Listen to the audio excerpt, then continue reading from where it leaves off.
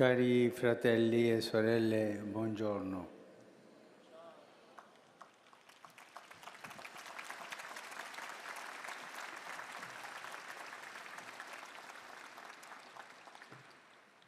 Ieri ho aperto qui, nella Basilica di San Pietro, la porta santa del Giubileo della Misericordia, dopo averla aperta già nella cattedrale di Bangui in Centrafrica. Oggi vorrei riflettere insieme a voi sul significato di questo anno santo, rispondendo alla domanda: ma perché un giubileo della misericordia? Cosa significa questo?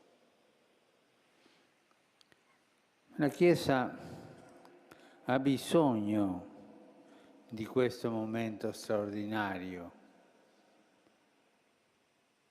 Non dico è buono per la Chiesa questo momento straordinario, no. Dico la Chiesa ha bisogno di questo momento straordinario. Nella nostra epoca di profondi cambiamenti, la Chiesa è chiamata ad offrire il suo contributo peculiare, rendendo visibili i segni della presenza e della vicinanza di Dio.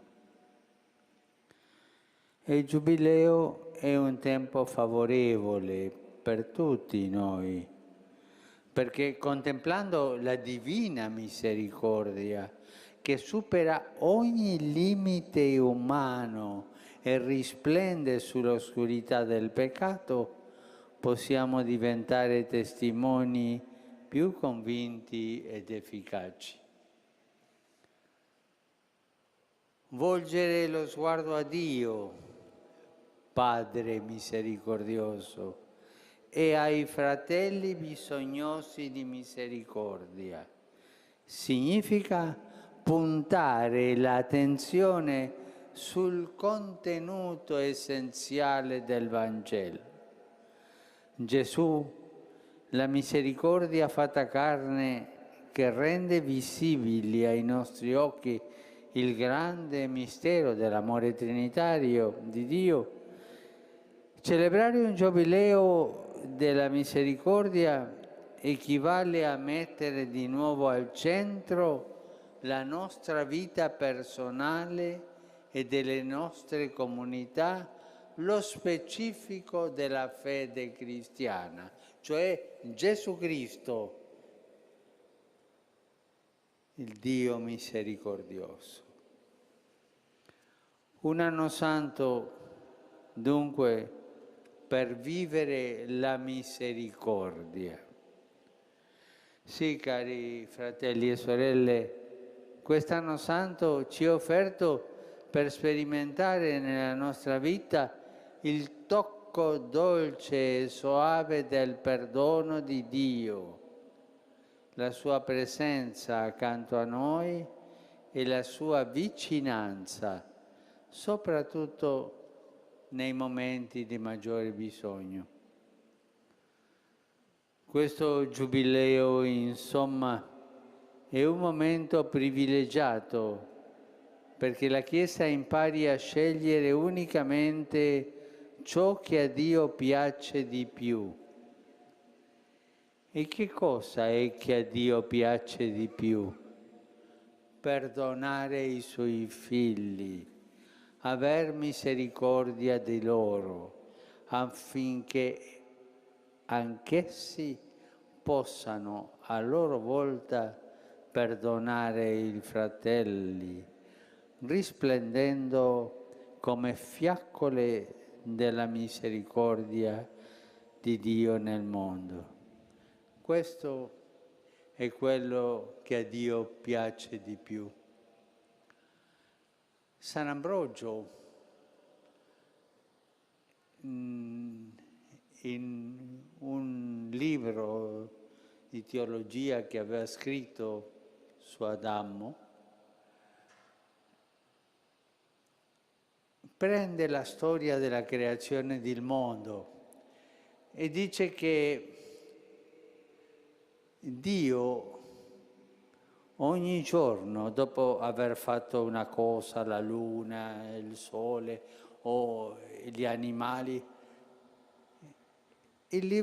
la Bibbia dice, e Dio vidi che questo era buono. Ma quando ha fatto l'uomo e la donna, la Bibbia dice, Dio vidi che questo era molto buono. E Sant'Ambrogio si domanda, ma perché dice molto buono? Perché dice è tanto contento Dio dopo la creazione dell'uomo e la donna? Perché alla fine aveva qualcuno da perdonare. È bello, eh? La gioia di Dio è perdonare. L'essere di Dio è misericordia. E per questo in quest'anno dobbiamo aprire i cuori, perché questo amore, questa gioia di Dio ci riempie a tutti noi di questa misericordia.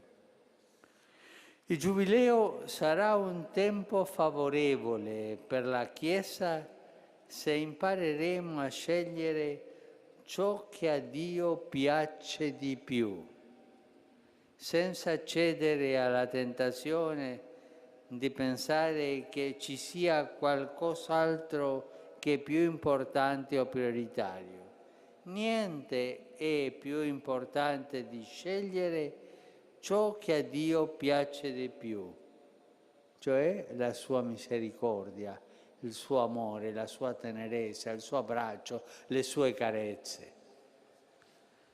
Anche la necessaria opera del rinnovamento delle istituzioni e delle strutture della Chiesa è un mezzo che deve condurci a fare l'esperienza viva e vivificante della misericordia di Dio, che sola può garantire alla Chiesa di essere quella città posta sopra un monte che non può rimanere nascosta. Soltanto risplende una Chiesa misericordiosa. Se dovessimo anche solo per un momento dimenticare che la misericordia è quello che a Dio piace di più, ogni nostro sforzo sarebbe vano, perché diventeremo schiavi delle nostre istituzioni e delle nostre strutture, per quanto rinnovate possano essere, ma sempre saremo schiavi.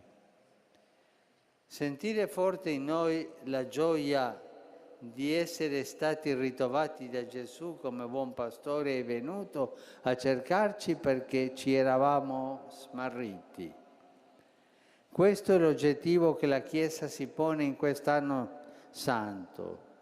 Così rafforzeremo in noi la certezza che la misericordia può contribuire realmente all'edificazione di un mondo più umano, specialmente in questi nostri tempi in cui il perdono è un ospite raro negli ambiti della vita umana. Il richiamo alla misericordia si fa più urgente e questo in ogni luogo, nella società, nelle istituzioni, nel lavoro e anche nella famiglia. Certo, qualcuno potrebbe obiettare, ma padre, la Chiesa in questo anno non dovrebbe fare qualcosa di più? È giusto contemplare la misericordia di Dio, ma ci sono molti bisogni urgenti. È vero, c'è molto da fare e io per primo non mi stanco di ricordarlo, però bisogna tenere conto che alla radice dell'obbligo della misericordia c'è sempre l'amor proprio. Nel mondo questo prende la forma della ricerca esclusiva dei propri interessi, di piaceri, di onori uniti al voler accumulare ricchezze, mentre nella vita dei cristiani si traveste spesso di ipocrisia e di mondanità. Tutte queste cose sono contrarie alla misericordia. I moti dell'amor proprio che rendono straniera la misericordia nel mondo sono talmente tanti e numerosi che spesso non siamo più neppure in grado di riconoscerli come limiti e come peccato. Ecco perché è necessario riconoscere di essere peccatori per rafforzare in noi la certezza della misericordia divina. Signore, io sono un peccatore, Signore, io sono una peccatrice,